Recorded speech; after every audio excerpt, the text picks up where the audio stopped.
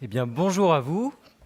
Merci d'être venus aussi nombreux sur un thème qui est de plus en plus important quand même. Favoriser l'inclusion, un impératif dans la relation client. Affirmation ou question, on va se poser justement les bonnes questions, on va prendre en compte des témoignages. Donc l'inclusion au sein d'une entreprise, c'est bien plus qu'une simple démarche sociale. C'est une stratégie cruciale dans la relation client. Donc aujourd'hui, on va avoir deux axes. On va avoir d'un point de vue de la clientèle. Et là, on peut se poser la question, est-ce que c'est une obligation pour garantir la pérennité de l'entreprise que de prendre en compte toutes les évolutions de notre société en favorisant une culture inclusive? Une entreprise crée un environnement où chaque voix compte, reflétant ainsi la diversité de la société. Justement, une diversité qu'elle inclut les nouveaux genres ou les origines, les handicaps, en résumé, toutes les personnes qui ont des différences ou qui sont un peu moins normées. Voilà. Donc aujourd'hui, on va faire un zoom un peu plus sur le handicap, mais voilà, l'inclusivité, ça comprend toutes ces différences qu'il faut prendre en compte. Donc je vous disais, d'un point de vue de la clientèle, et de l'autre point de vue, depuis nos équipes, de l'interne, dans les entreprises, comment ça se passe, etc. Ce qu'on appelle dans le jargon aussi les clients internes, dans les grosses boîtes. Une équipe diversifiée apporte donc des perspectives variées, stimulant la créativité et améliorant la compréhension des besoins clients. Nous disons d'ailleurs que les entreprises ayant un management inclusif ont plus de 30% de chiffre d'affaires. Peut-être certains l'ont observé, selon votre management. En fin de conférence, il y aura un temps d'échange. Surtout, n'hésitez pas à partager vos bonnes expériences, vos bonnes pratiques. Mais pour le moment, on va voir qu'à travers nos témoignages, vous découvrirez que l'inclusion dans la relation client n'est pas seulement une pratique éthique, mais une stratégie gagnante qui favorise la croissance, l'innovation et une fidélité client accrue. Alors, je me tourne vers mes témoins. Elle est une femme aux multiples casquettes. Elle est fondatrice de GoGoGood et responsable accessibilité handicap au Hellfest. Elle conçoit et accompagne dans la mise en œuvre d'expériences responsables. Elle est spécialiste en mécénat, en événementiel et en inclusion. Elle tire son expérience de ses multiples expériences professionnelles, bénévoles et personnelles. Et j'ai certainement pas tout découvert. Elles l'ont fait immerger dans différents univers, que ce soit plus institutionnel, associatif, mais également en entreprise. Depuis 2018, elle a repris la responsabilité de l'accessibilité handicap du Hellfest et co-rédigé le guide Festivalons tous ensemble avec Malakoff Humanis. Je vous demande d'accueillir Cindy Pajot, s'il vous plaît.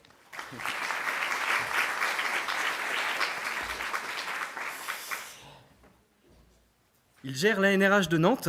Donc l'ANRH, c'est l'association pour l'insertion et la réinsertion professionnelle et humaine des personnes en situation de handicap, créatrice d'emplois depuis 1954. Donc l'entreprise adaptée, l'ANRH de Nantes, transforme ses activités vers la gestion de la relation client et porte l'ambition d'amener vers la qualification et l'emploi des salariés en situation de handicap. Et cette ambition, elle est portée par Jocelyn Leborgne ici. Merci beaucoup de l'accueillir.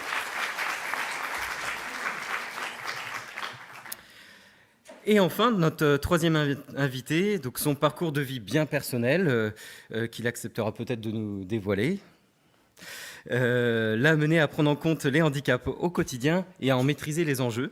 Il dirige depuis plus de 8 ans la société ACO, qui propose des solutions afin de rendre accessibles les établissements aux personnes sourdes, malentendantes ou entendantes non francophones.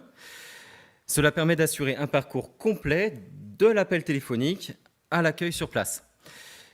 Aujourd'hui, il apportera justement son expérience avec sa casquette outils et solutions pour lever les freins plus opérationnels et techniques. Voilà. Je vous demande d'accueillir Julien Allard, s'il vous plaît.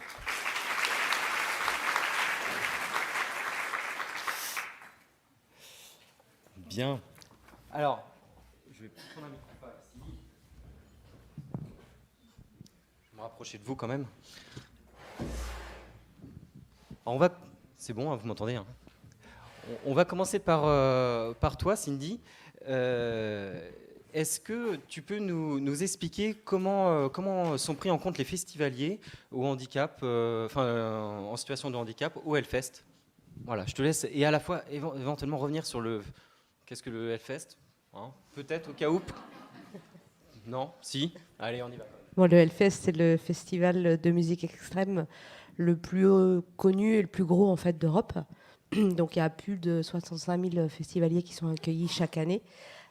Et en termes d'accueil de personnes en situation de handicap, on accueille en général plus de 200 festivaliers en situation de handicap chaque année en supplémentaire. Donc là, on est arrivé sur le dispositif cette année à accueillir 1400 personnes.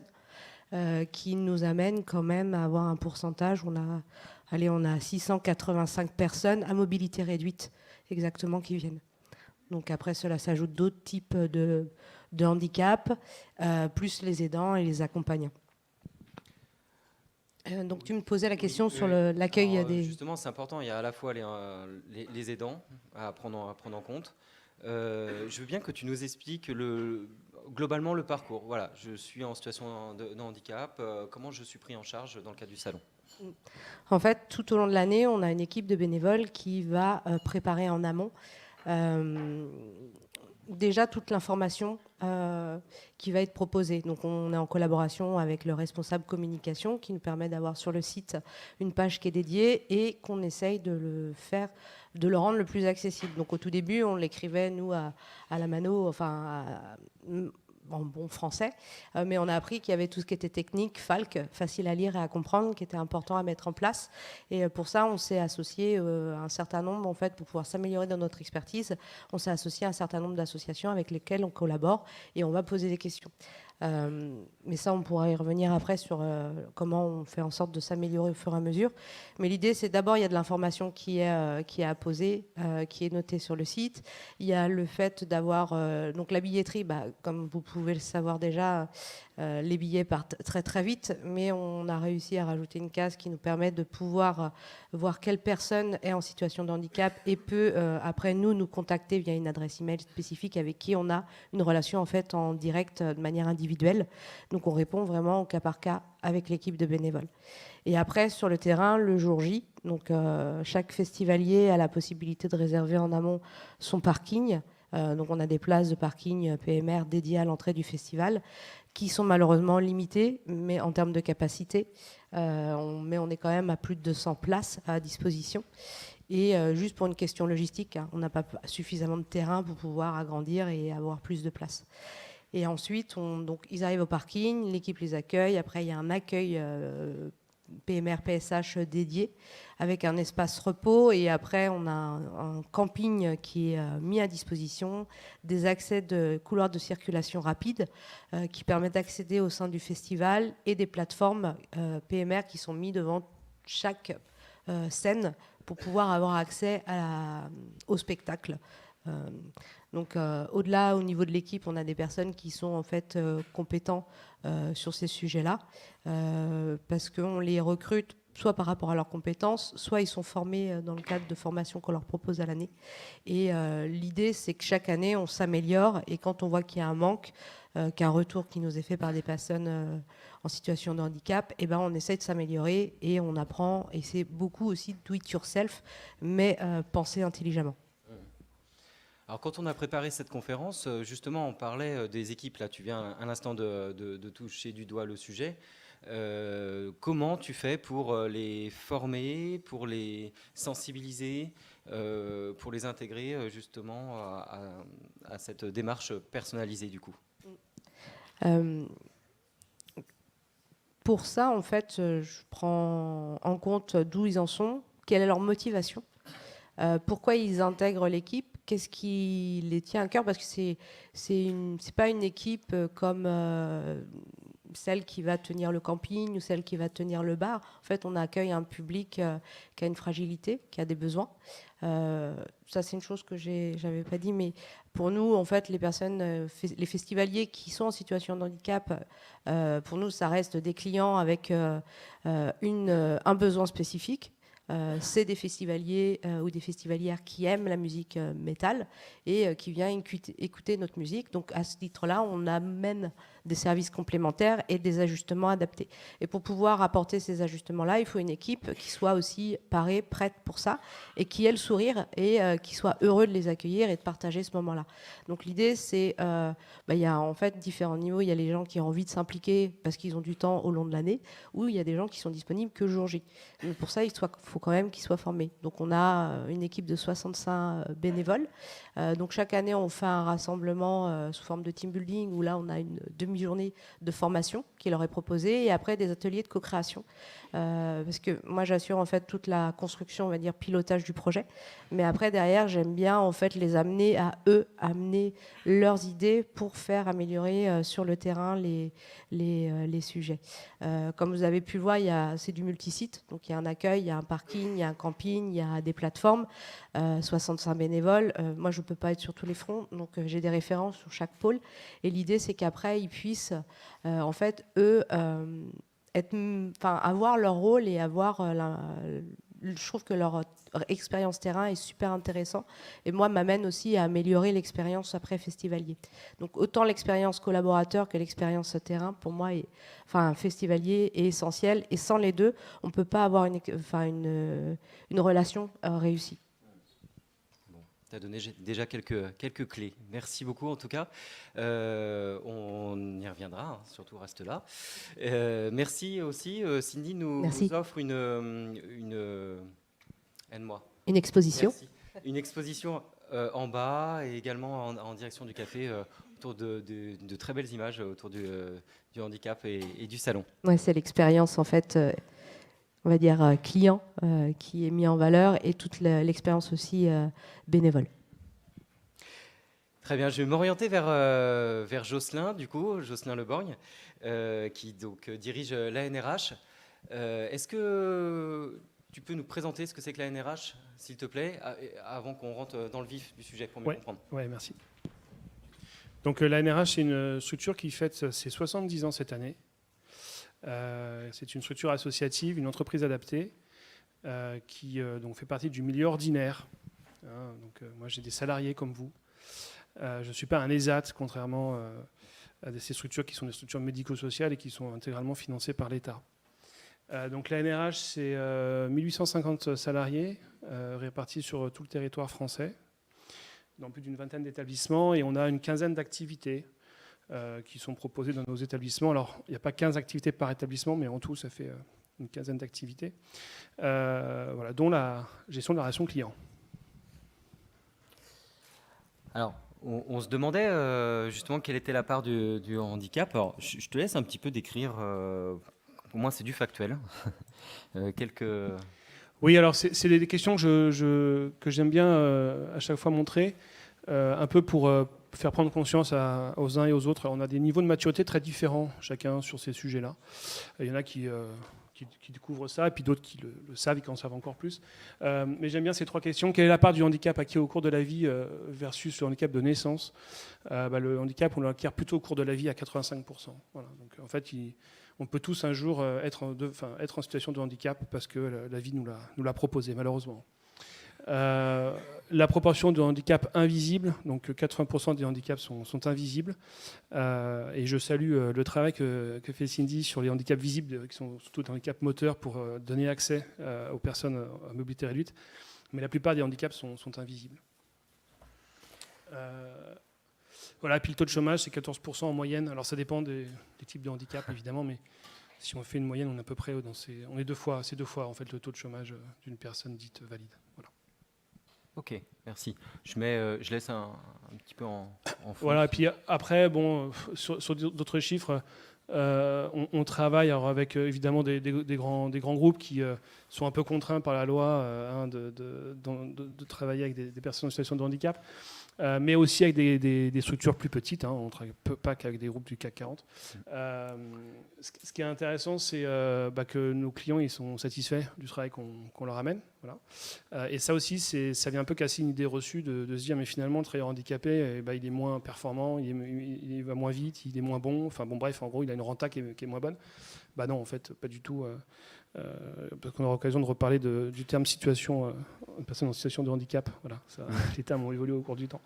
Donc voilà, ça c'est important aussi de marquer ça. Et puis, chez nous, les gens, ils sont plutôt heureux. Voilà. On a fait une récente enquête QVT et ils sont plutôt contents d'être chez nous. Donc là, c'est très bien, parce qu'on a le pendant à la fois client final et client interne, toujours, hein, je vais insister. Hein. Du coup, Monsieur Levoir, est-ce que vous pouvez me dire en quoi se distingue aujourd'hui, spécifiquement dans le monde de la relation client, l'ANRH? Quel est l'ADN? J'ai un petit papier parce que j'essaie de dire des choses pas trop longues, parce que j'ai tendance à beaucoup parler. L'ANRH, c'est une solution d'emploi. Nous, on fait de la réinsertion par le travail. Voilà. Ça, c'est très important.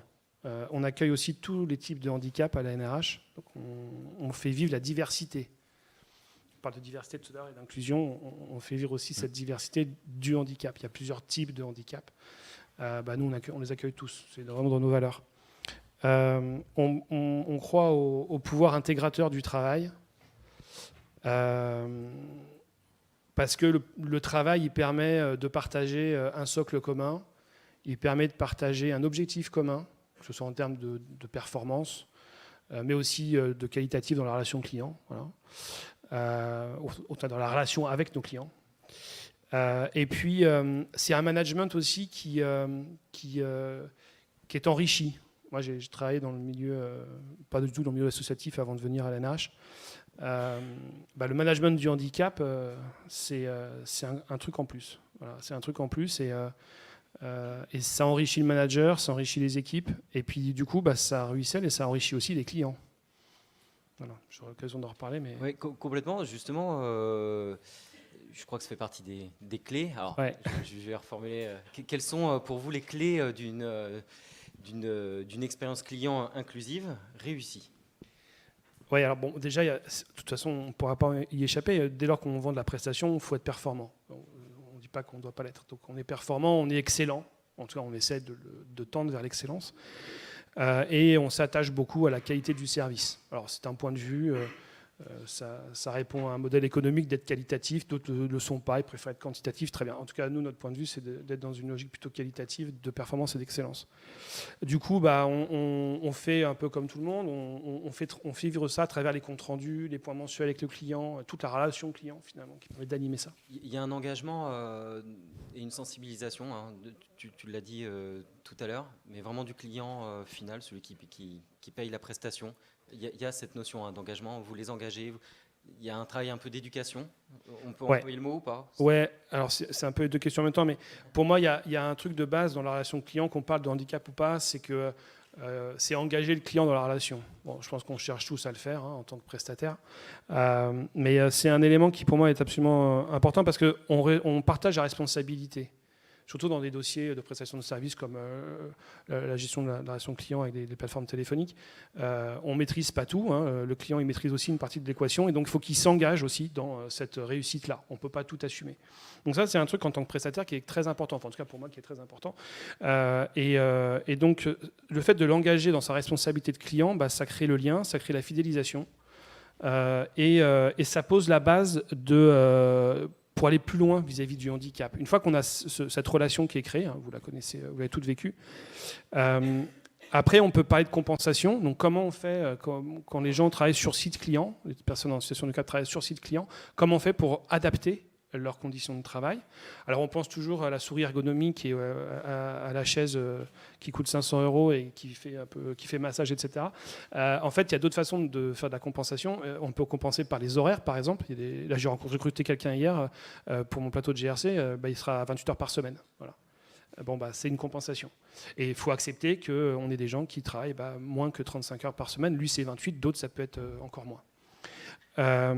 Et puis ensuite, une fois qu'on a expliqué ça et qu'on a pu partager ça avec le client, on va lui proposer une expérience de travail qui va être nouvelle pour lui.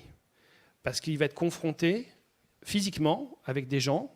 Parfois, il peut avoir des préconçus sur eux en disant mais est-ce que ça a marché? Est-ce que ça va bien se passer? Et puis, il se rend compte que ça se passe bien en fait et que c'est enrichissant pour lui. Et donc cette base de partenariat que je disais tout à l'heure, on s'engage d'abord dans la réussite du dossier et du projet, bon, très bien. Là, il va avoir une dimension supplémentaire, un supplément d'âme, qui est l'éveil au handicap, l'éveil à l'humain. Et il va se rendre compte que finalement, la personne, elle est diminuée, elle est en situation de handicap, mais qu'en fait, elle est comme les autres, quoi. Il peut créer un lien humain avec elle.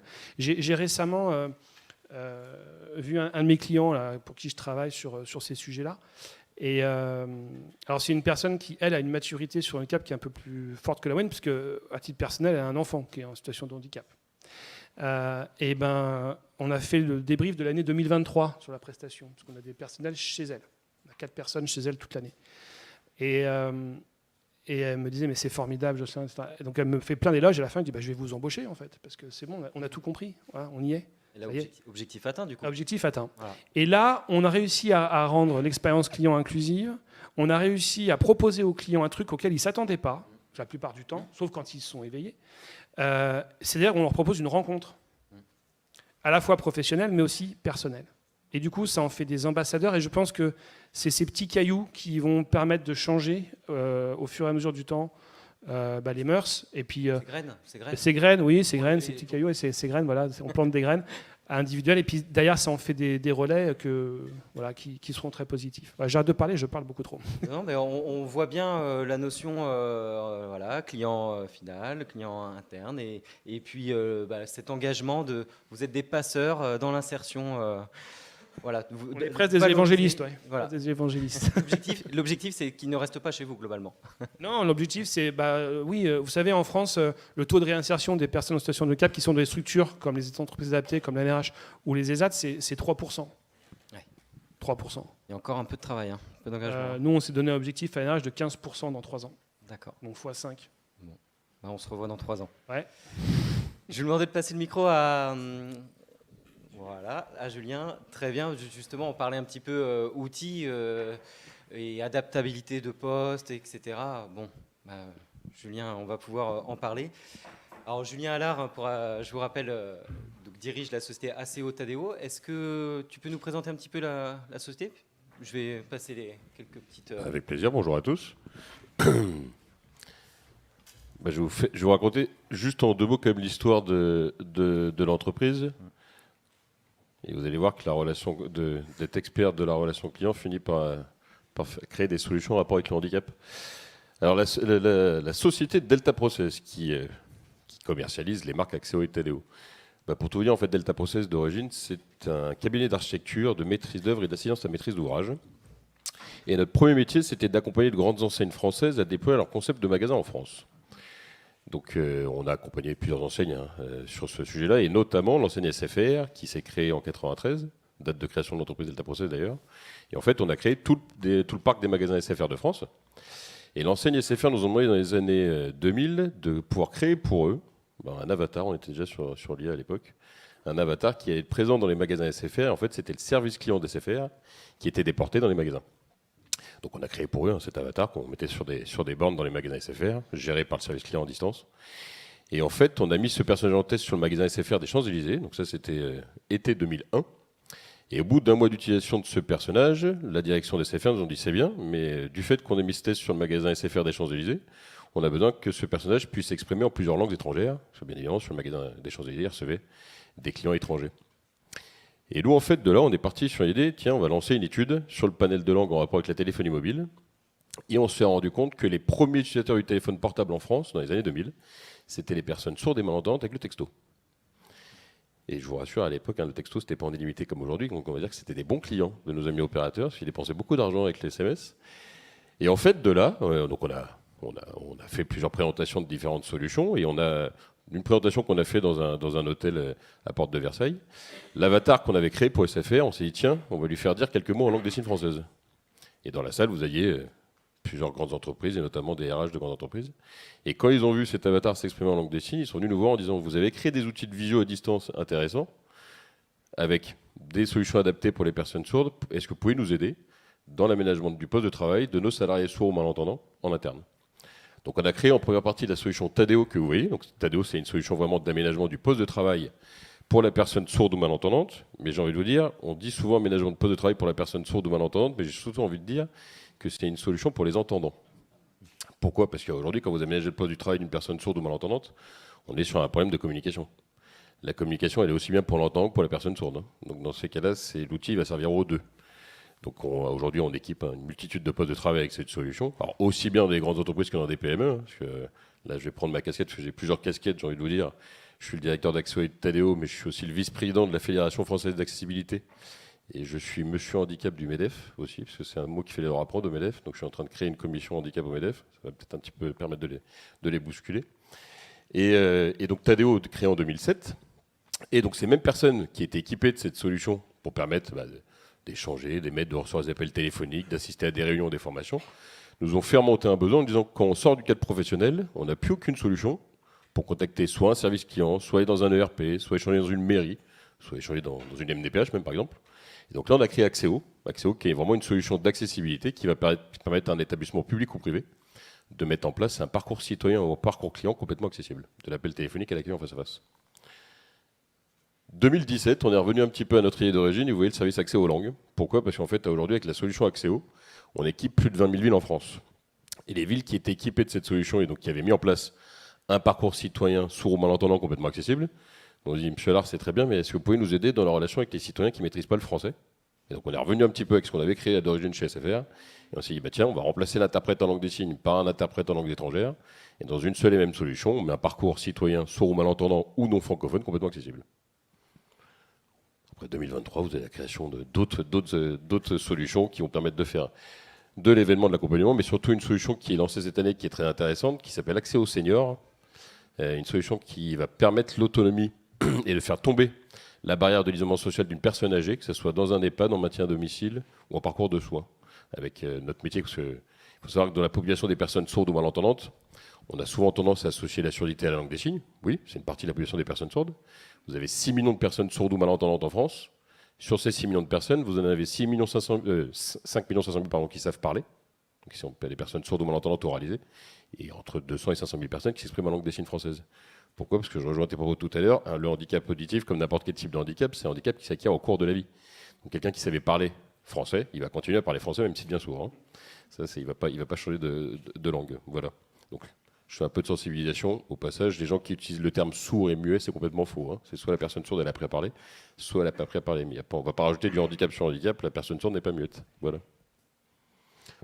Les différents modes de communication que vous voyez à l'écran. Hein.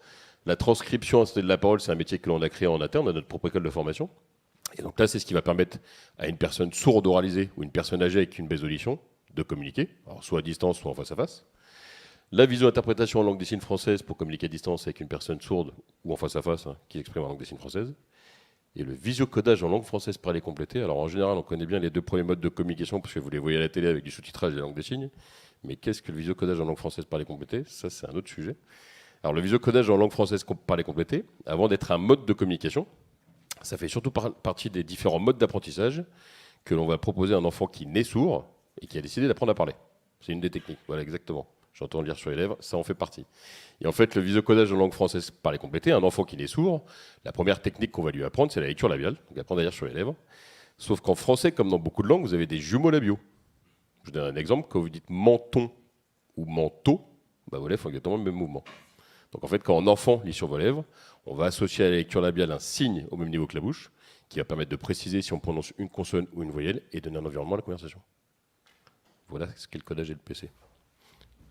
Donc quand on parlait tout à l'heure justement d'ouvrir ces services, et on avait une discussion avant notre prise de parole, et là je vais parler de handicap de façon large. Quand on est dans la relation client, une personne en situation de handicap, il faut se dire qu'on va l'adresser comme n'importe quel client. Une entreprise aujourd'hui qui a un service client, qui a des magasins, qui ne seront pas accessibles aux personnes en situation de handicap, ils se coupent une partie de chiffre d'affaires qu'il ne fait pas aujourd'hui. Donc on sait, dans les multiples entreprises qu'on peut accompagner aujourd'hui, ils ont des progressions de chiffre d'affaires quand ils seront accessibles aux personnes sourdes, 1, 2 ou 3%, et là on n'est que sur les personnes sourdes. Alors quand vous avez vraiment une politique handicap complète avec un parcours complet d'accessibilité, j'ai envie de dire, vous fermez votre porte à aujourd'hui à un public qui n'est pas adressé et qui demande à être adressé et être traité comme n'importe quel client. D'où l'augmentation du chiffre d'affaires. Exactement. Il faut savoir le prendre aussi et l'analyser de ce côté-là, c'est important. bien sûr. Pour compléter, pour les gens qui travaillent en B2B, il y a 1,1 million de travailleurs en situation de handicap en France, c'est 4% de la population active pour la perte de chiffre d'affaires potentielle. Voilà. En B2B ou en B2C? B2B, d'accord. Et donc là, on a les solutions. Enfin, ce qui est intéressant chez Axéo Tadeo, c'est on a à la fois les solutions techniques, mais derrière, il y a toute la partie main-d'œuvre. Tu peux nous en dire un petit mot? Nous, les solutions reposent sur des outils de visio à distance, mais bien évidemment, donc c'est de la technologie au service de l'humain, mais aussi de l'humain qui est très présent dans ces technologies, parce qu'en fait, on a des plateformes, ou même en travail à domicile, où vous avez des interprètes en langue des signes, des transcripteurs ou des codeurs LPC, et c'est eux qui vont permettre la communication des personnes sourdes. Donc c'est vraiment 100% d'humain derrière. On a des solutions de texte aujourd'hui automatiques, hein, et on pense que ça va convenir aux personnes sourdes et malentendantes. Je pense que vous avez vu depuis mon début de prise de parole que moi, par exemple, j'ai un débit de parole qui va un peu vite. Je mets au défi n'importe quelle solution automatique de me suivre, hein, et là, je vais la faire bugger, hein, je vous le dis. Et ce qui est aussi intéressant de voir, c'est que là, on parle de l'accessibilité, mais aussi avec la solution Tadeo dans le cadre d'un aménagement de poste. Quand vous êtes en réunion, par exemple, que vous avez une personne sourde qui fait partie du collectif de travail, si vous avez plusieurs prises de parole en même temps, la solution automatique, elle va être complètement perdue. Là, l'humain va avoir vraiment son rôle à jouer pour deux choses. Déjà, la rapidité de frappe, la qualité de frappe. Et ce qu'on ne se rend pas compte non plus, c'est que l'écrit dans ce genre de besoin pour une personne sourde est très importante. Je vous donne un exemple, quand vous échangez à distance avec une personne sourde, si l'écrit n'arrive pas aussi vite que la parole, et de façon qualitative, quand la personne sourde va intervenir dans la communication, elle va intervenir en décalé par rapport au yeux de l'entendant. Donc aux yeux de l'entendant, on va dire, tiens, la personne sourde ne sait pas communiquer, c'est pas la personne sourde le problème, c'est la solution qu'elle va utiliser qui n'est pas adaptée. Et en plus, ce qui est important avec l'humain, c'est que quand vous avez un écrit, la personne sourde, vous lui parlez oui, mais elle ne sait pas sur quel ton vous lui parlez. Je ne sais pas si vous êtes agacé, si vous êtes joyeux ou autre.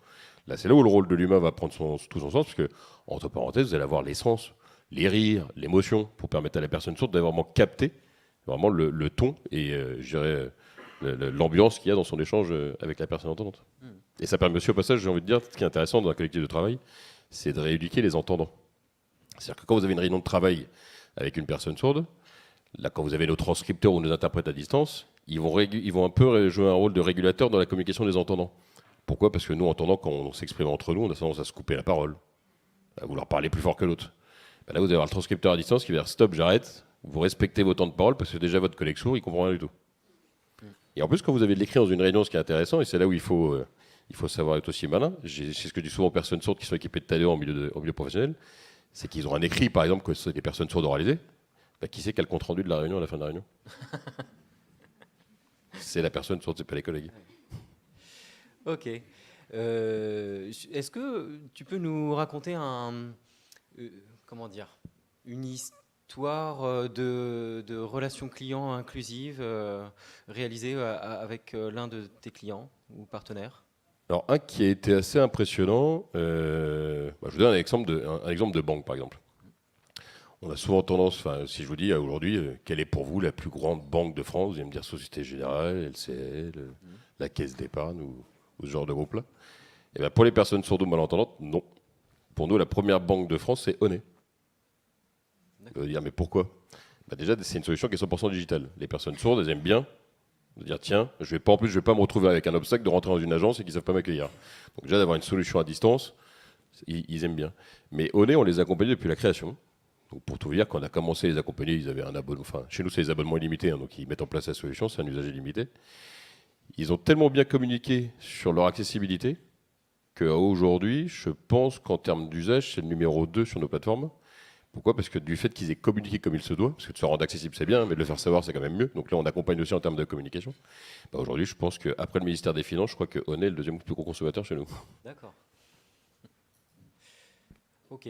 Alors, au niveau justement, la solution, à partir alors là, je fais un petit peu une promo commerciale, hein, mais à partir de quel niveau d'entreprise, de quelle taille d'entreprise, votre solution peut se mettre en place? Alors, n'importe quelle taille. On fait aujourd'hui des petites PME comme alors, aussi bien sur les deux sujets, hein, sur l'aménagement de poste que sur l'accessibilité. À partir de combien?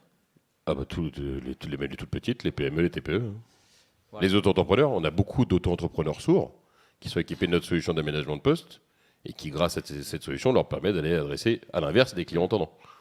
Donc, vous l'avez entendu, hein, pas de préjugés sur les outils. Il y a des outils qui existent, accessibles, et c'est à mettre en place par nous tous, clairement. Jocelyn, comment avoir une relation client engagée dans l'entreprise inclusive?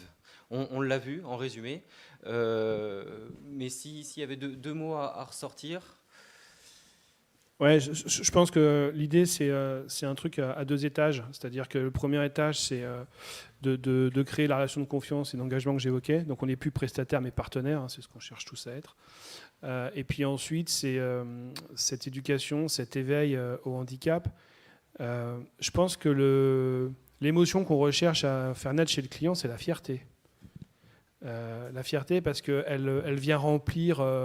dans son besoin, elle vient remplir le sens qu'il donne dans son travail, quel que soit le secteur dans lequel le client y travaille, quelle que soit sa fonction dans l'entreprise, il a comme nous tous besoin de donner du sens. Et je pense que faire réussir, accueillir ou faire réussir ou faire travailler des personnes en situation de handicap qui ramènent de la valeur, donc qui sont créateurs de valeur, c'est une fierté pour la plupart d'entre nous. Non, mais c'est la très grande majorité d'entre nous. Et donc, je pense que ça, c'est ça l'émotion qu'il faut générer. Alors, moi, c'est le sens aussi de mon engagement, et puis c'est le sens de l'engagement des personnes qui portent aussi les valeurs de la NRH. Hein. Mais voilà, moi, j'ai quitté le monde des brutes, j'ai quitté le monde du business pur, et je suis rentré dans le monde du sens. Voilà. Et donc, pour moi, la priorité, c'est l'humain. C'est le business, bien sûr, mais c'est d'abord l'humain. Ça vient après. Ouais. Alors que dans le monde quand il y a de l'émotion, après, en général, le business c'est vient d'abord après. le business et ensuite l'humain. Et moi, je permets à certains moments d'inverser les deux. Et je pense que ça fait du bien, ça. Très bien. Voilà un bon mot récapitulatif, l'émotion. Voilà. Cindy, tout à l'heure, tu nous parlais, toujours en petit mot de conclusion, l'importance de la prise en compte des équipes. Est-ce que tu peux me dire comment sont prises du coup les améliorations de l'expérience client au gré des différentes saisons du festival? Le public ou les festivaliers, en tout cas en situation de handicap, qui viennent, c'est un public qui est très exigeant et qui savent très bien, en tout cas, ils savent très bien nous faire leur retour sur tout ce qui ne va pas. Et en général, à chaque fois, ils nous donnent aussi plein de bons conseils sur eux, comment ils auraient aimé vivre telle expérience pour pouvoir mieux passer ce moment-là. Donc c'est grâce en fait à ce retour, alors par email, ou à la fin ou pendant le festival, on pose aussi pas mal de questions et ils nous permettent de nous rendre aussi un certain nombre en fait d'idées complémentaires. Et il y a aussi le fait de, comme je disais aussi tout à l'heure, de pouvoir aussi faire appel à des associations ou des festivaliers qui deviennent eux-mêmes bénévoles dans l'équipe et qui permet aussi de faire avancer la cause et de faire avancer ces sujets. Quand le client final devient le client interne, voilà, il y a cet alignement qu'on a retrouvé aussi dans les solutions, dans la relation avec le client final, voilà, l'alignement. Mais ce qui est surtout important, en fait, ça va être vraiment l'écoute. Poser les questions et être vraiment, de rester dans la bienveillance, et même s'il y a des moments où il y a des accès de colère qui peuvent arriver, parce que je vois comme le Hellfest, ça peut être un événement qui est un festival de l'extrême, donc on s'est retrouvé avec des personnes qui avaient des problématiques autistiques, et quand il y a de la lumière, de la musique, beaucoup de gens, et qu'à un moment donné il y a une crise qui se fait, et puis qu'en face de nous il y a un bénévole qui n'a pas compris que c'était parce qu'il était autiste tout simplement. Derrière, il y a ce retour où on est en train de se dire comment on peut améliorer dans un univers extrême comme ça leur accès et faire en sorte qu'il soit le mieux possible. Donc c'est un sacré challenge, mais on y travaille. Mais voilà, l'écoute, la bienveillance, et puis se dire j'ai raté à ce moment-là, c'est ok, je suis pas parfaite, on améliore, et puis ce sera de mieux en mieux, et on fait du mieux qu'on peut. Ça me donne envie de reposer plein d'autres questions, mais on a un temps à tenir. Pour résumer, Julien Allard, on a bien senti que quelque part le handicap était une opportunité. Je vous laisse conclure un petit mot ou rajouter un petit complément sur ce sujet. Si je peux conclure rapidement, j'ai envie de dire et faire un peu de sensibilisation encore une fois. Le handicap, c'est pas un gros mot, il ne faut pas avoir peur, que ce soit en interne comme en externe. D'avoir et surtout savoir, et j'ai envie de dire très brusquement, exploiter les talents de chacun.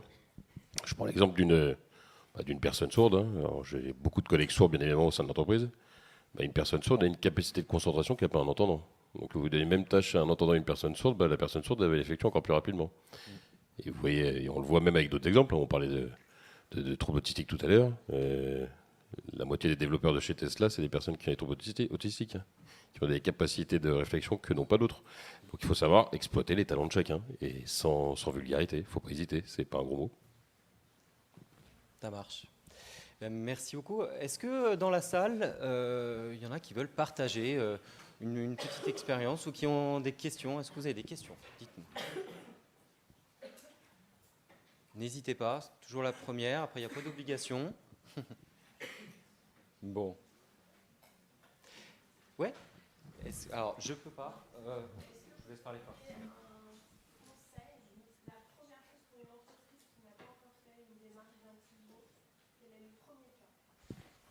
Le premier pas pour réaliser une démarche d'inclusion. Tout dépend de la taille de l'entreprise, j'ai envie de dire. Si c'est une PME, une TPE, je vais lui conseiller d'aller voir le Cap emploi local et des conseillers qui vont déjà lui permettre d'être accompagné pour l'emploi d'une personne en situation de handicap. Si c'est une grosse entreprise, ils sont censés avoir une mission handicap en interne et quelle façon travailler. Donc ça, c'est tout un problème de formation. Je ne sais pas s'il y a quelque chose à rajouter.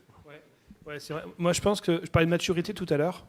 Quand on découvre un sujet qu'on ne connaît pas, la première chose à faire, c'est d'enquêter, de se renseigner. Alors, ça demande du temps, ça demande de l'investissement. Alors, c'est du temps qui n'est pas forcément rentable, mais si on veut lancer une démarche RSE, on prend le temps de le faire et donc on enquête. Donc, Cap Emploi est un bon guichet. Voilà, il y a d'autres guichets aujourd'hui auxquels on peut adresser. Et puis, il ne faut pas aussi hésiter à aller voir des structures associatives. On a un tissu associatif en plus au local qui est quand même assez dense, qui peuvent aussi vous donner de l'information. Et puis après, il faut formaliser un besoin. Enfin, voilà, je pense que faut arriver la première étape, c'est de formaliser un besoin. Et pour ça, il faut enquêter. Donc, il faut s'investir dans la compréhension du sujet qu'on ne connaît pas et gagner en maturité. Si vous voulez que je fasse du business en même temps, vous m'appelez parce que j'ai un service de conseil et de formation qui s'appelle Accès au conseil, Accès aux formations et on vous accompagne. Voilà. J'avais pressenti en préparant le côté commercial. Mais écoutez, il y a peut-être une chose que je voudrais il existe en fait je ne sais pas si vous avez l'habitude de faire des temps où vous rassemblez vos équipes. Mais il y a des associations en fait qui vont proposer des temps de sensibilisation, de team building sur des demi-journées. Là, vous faites de la sensibilisation sur un sujet que vous avez choisi avec l'association. Et après, derrière, ça permet aussi de pouvoir apporter une source de financement à cette association parce que vous l'avez fait intervenir. Donc voilà, ça peut être aussi une piste d'idée qui peut être proposée.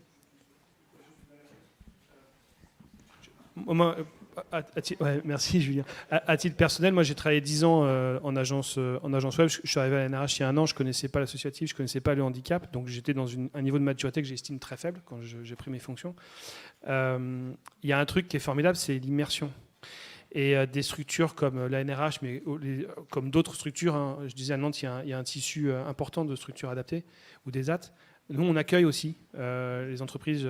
Moi, j'accueille tout le monde chez moi. Je vous fais visiter l'établissement, je vous fais rencontrer les gens. On peut passer une journée ou une après-midi ensemble et ça vous permet de rencontrer les personnes en situation de handicap. J'ai un salarié qui est là aujourd'hui, voilà, qui prend les photos. Voilà, c'est la rencontre qui permet, je pense, ce que tu dois vivre, Cindy, aussi, lors des événements. Mais la rencontre et l'immersion est un bon moyen et complémentaire par rapport aussi à l'éveil ou la formation. Voilà ce que je veux dire.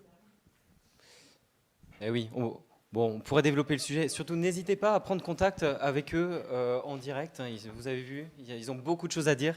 On est tenu un peu par le temps.